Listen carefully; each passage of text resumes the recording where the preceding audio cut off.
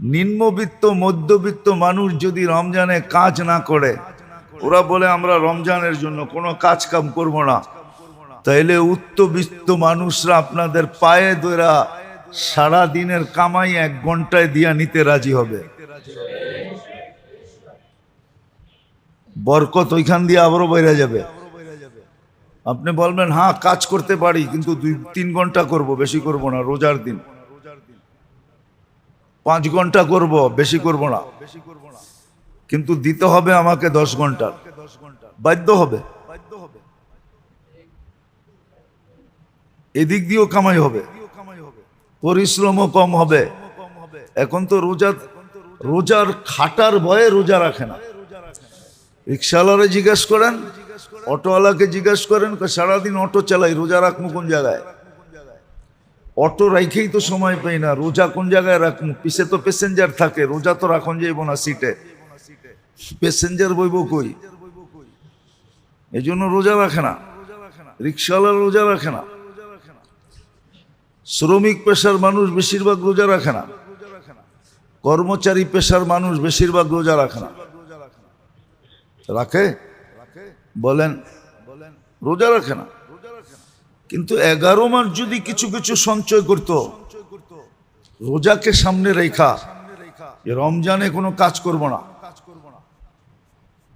1 মাসের বাজেট রমজানের আগে সঞ্চয় করলো, তো সবাই যদি কাজ করা বন্ধ করে দিত, তাহলে উচ্চবিত্তের মানুষ এদেরকে অল্প সময়ের জন্য বেশি টাকা দিয়ে হায়ার করতো, হায়ার। হ্যাঁ, 1 বছর করে দেখুক আমার কথার উপরে, 2 ঘন্টায় 10 ঘন্টার কামাই পাইত। কেননা কোথাও তো শ্রমিক খুঁজে পাওয়া যেত না, কোথাও তো শ্রমিক খুঁজে পাওয়া যেত না, ওর কাজ করার লোক খুঁজে পাওয়া যেত না।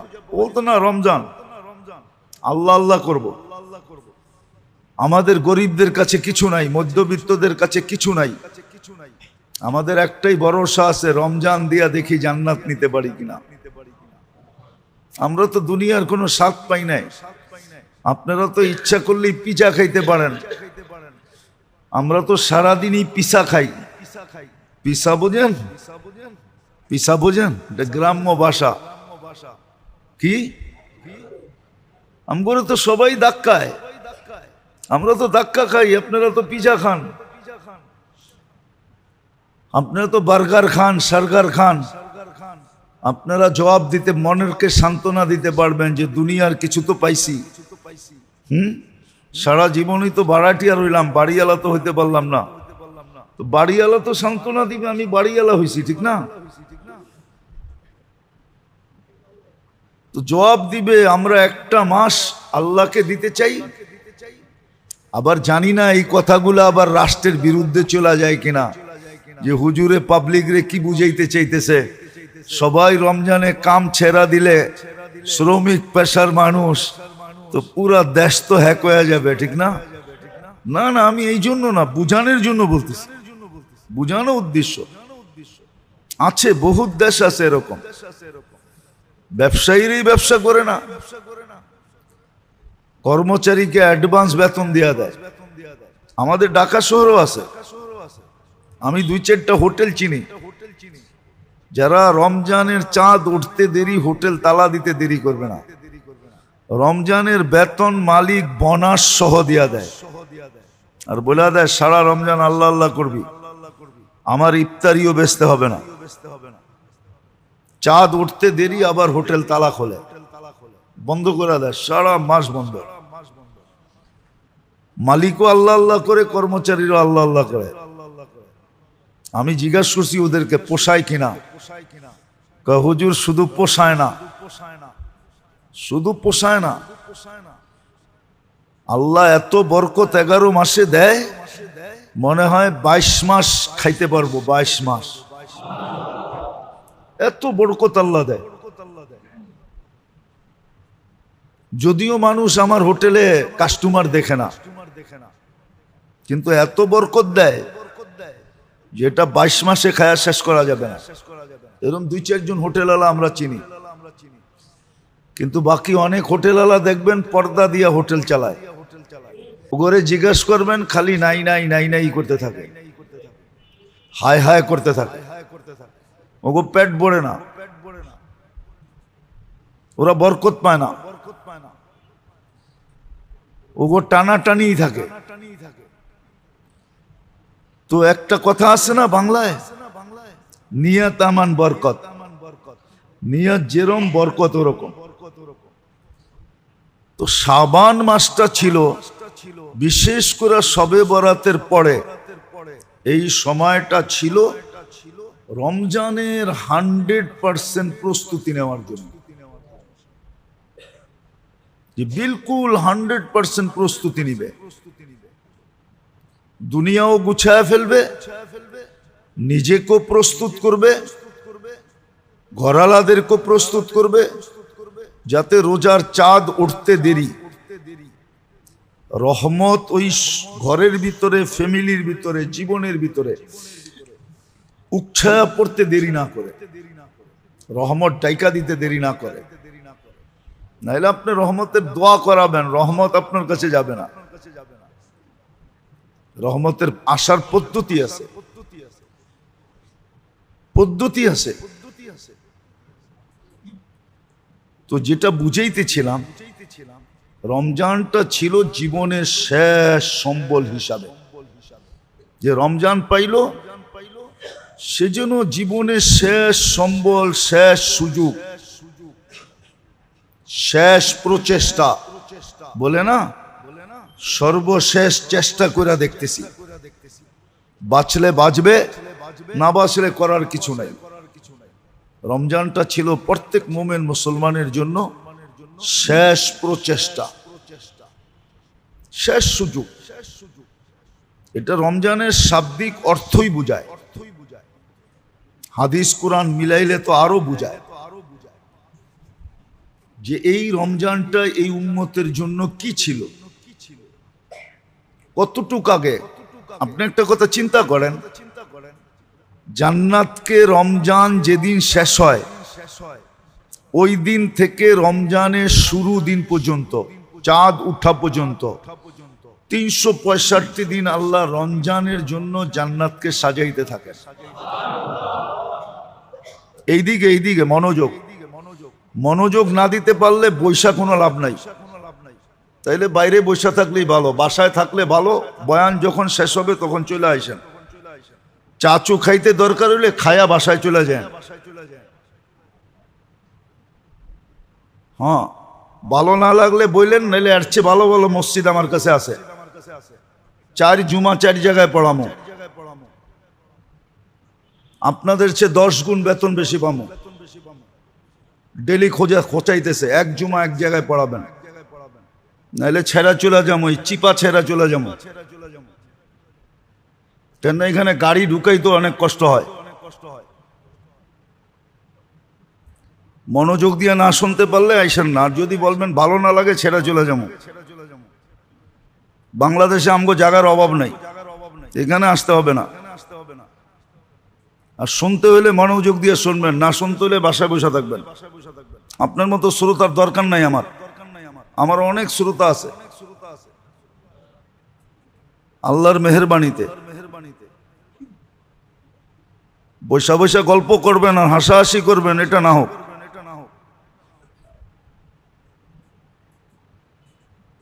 যেটা বলতেছিলাম, হ্যাঁ, এর দ্বারা সংযোগ নষ্ট হয়ে যায়। কথা এখান থেকে আসে না, ওইখান থেকে আসে। আমরা কোনো কিছু সাজায় গুছায় নিয়ে আসি না, ওইখান থেকে লাভের জন্য বলতেছি। নাইলে এইটা করে খাইতে হবে এরকম না, জুমা পড়ায়া ইমামতি করে আমার খাইতে হবে, এই ব্যবস্থা আল্লাহ আমার করেন না। আল্লাহ আমার আরো হাজারো ব্যবস্থা করে রাখছেন, আমি নিজের ইচ্ছায় ওগুলা করি না। শুধু কিছু সুযোগ মনে করা, যে কিছু মানুষ যদি তৈরি হয়, কিছু লোক যদি গইরা যেতে পারি, এই জন্য পড়াই। নাহলে পেট পালার জন্য না, পেট পালার শত ব্যবস্থা আমার কাছে আছে, আল্লাহ আমাকে শিখাইয়া দিছে। ওইগুলা করলে পেট পেলা যাবে, রাগ হয় না। কিছু লোক তৈরি করার জন্য এই রাস্তায় আসছি, জুমা পড়াইতে আসি, জুমা পড়াই মসজিদে। হ্যাঁ, ইমাম মুয়াজ্জিনরা ইমাম মুয়াজ্জিন এই জন্যই করে, আখেরাতের দিকে তাকায়া করে। নাইলে এই যুগে ওপেন দুনিয়া, এই যুগে কারো দরকার নেই এটা দিয়া পেট পালার বহুত রাস্তা আছে। মজদুরি করলেও পেট পালন যায়। ক্ষেতের কামের লোক পায় না দিকেই তো মেশিন আবিষ্কার করতে হয়েছে। কি কি ধান কাটার লোক পায় না, এই জন্যই তো মেশিন আনতে হয়েছে, ঠিক না? মেশিনে কি কম টাকা নেয় নাকি? হ্যাঁ, একদিন ধান কাটার বিল কত দেখেন তো, যা এক মেশিন ভাড়া করলে কয় টাকা দিতে হয়? তো পেট পালার বহুত ব্যবস্থা আছে। 3 বেলা না খায় 1 বেলা খাবো, বাকিটা রোজা রাখবো, স্বাস্থ্য ভালো থাকবে। 1 বেলা যেটা খামু ওটার ভিতরে স্বাদও আল্লাহ এরকম দিবে যেটা আপনার দুনিয়ার কোনো খাওয়ানোর ভিতরে স্বাদ হবে না। হ্যাঁ হ্যাঁ সত্য, আপনি দেখেন না রমজানে ইফতারিতে যেই স্বাদ হয়, রমজানের বাইরে কাচ্চি বিরিয়ানি শিরানি তো এত স্বাদ হয় না। স্বাদ হয় নাকি? আচ্ছা ইফতারি বাদ দিলাম, রমজানের মুড়ি ভর্তায় যে স্বাদ হয় মনে হয় বোঝেন না। রোজার রেখা মুড়ি ভর্তা যেই মজা লাগে, রোজার বাইরে চাইনিজেও এই মজা লাগে না। খায়া দেখেন, রমজানে আল্লাহ স্বাদ দিয়া দেয়, রোজা রাখার পরে খাওয়ানে যেই স্বাদ দেয় ওই স্বাদ আপনি কোথাও পাবেন না টোকায়া। রোজা থাইকা দেখেন, তারপরে বুঝবেন। তো যেটা বুঝাইতেছিলাম, সাবান শবে বরাতের পরে করণীয় কি? করেন, কাজে দিবে।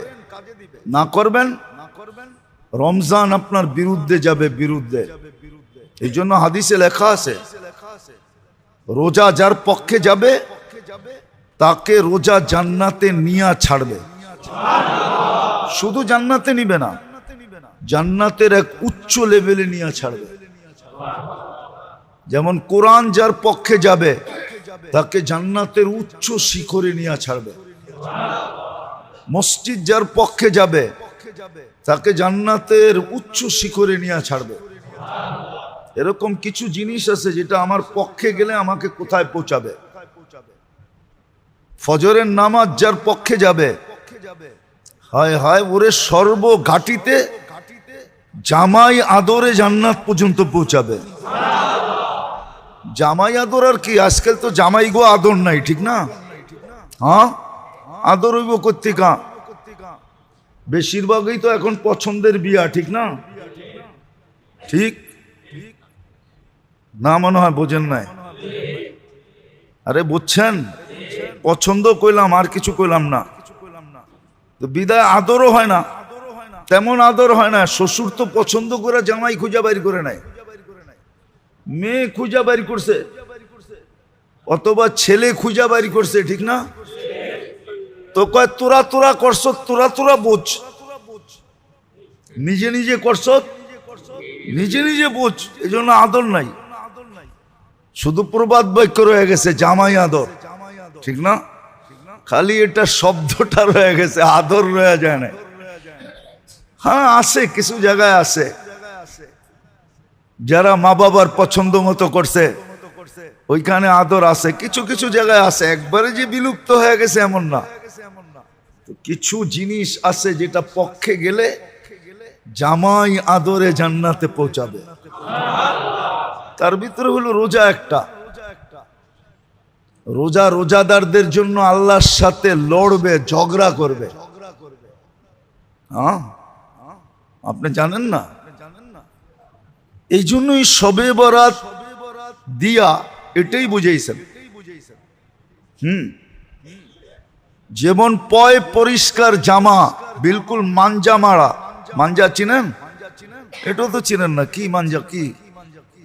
হ্যাঁ, ইস্তারি করা, একবারে করকরা ইস্তারি, ঠিক না? মার মুর দিয়া করকরা ইস্তারি করছে। ওইটারে যেরকম ময়লার থেকে বাঁচায়,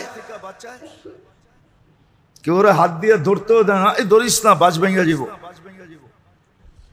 একটু বীরবারটা দেখলে দূর দিয়া, কাদা কুদা দেখলে একবারে উঠায়া মুঠায়া, ঠিক না? নিজেকে যেরকম বাঁচায় চলে, শবে বরাতের পরের থেকে রমজানের জন্য এরকম নিজেকে বাঁচায়া চলা, যে কোনো গুনাহ যেন আমার গায়ে না লাগে, আল্লাহর বিরোধিতা যেন কোনো রকম না হয়, নবীর বিরোধিতা যেন কোনো মতে না হয়,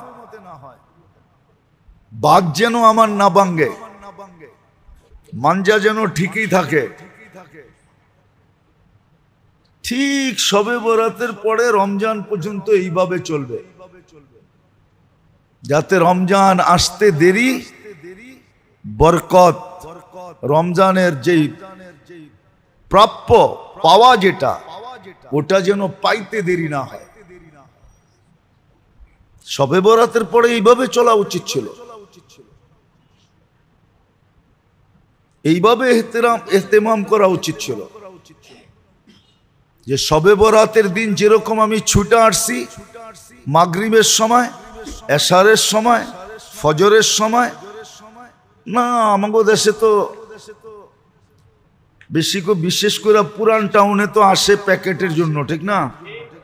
কি আমাদের এখানে তো প্যাকেট স্যাকেট বন্ধ হয়ে গেছে, অধিকাংশ মসজিদে কি কিসের জন্য আসে? প্যাকেট। তো যেটা বুঝাইতেছিলাম, শবে বরাতের দিন যেরকম আমি ছুটে আসছি, এই আগ্রহ যেন আমার রমজান পর্যন্ত থাকে। রমজান পর্যন্ত থাকে। বলার আছে না, বলার বল করে যে, ওরা কিন্তু দেখবেন অনেক দূর থেকে দৌড়ায় আসে। কেন জানেন? বলতে পারবেন? যুবকরা পারবা? কেন দূরের থেকে দৌড়ে আসে? কি? হ্যাঁ, বলের গতি যেন বাড়ে। জায়গাটা জায়গায় দাঁড়ায়া বল করলে বলের গতি হয় না, বলের গতি বাড়ানোর জন্য শবে বরাতের রাত্রে যেরকম ছিল, এরকম যদি রমজান পর্যন্ত থাকে তো রমজানে যায়া গতি বাড়বে, রমজানে ইবাদতে গতি বাড়বে। কি বাড়বে?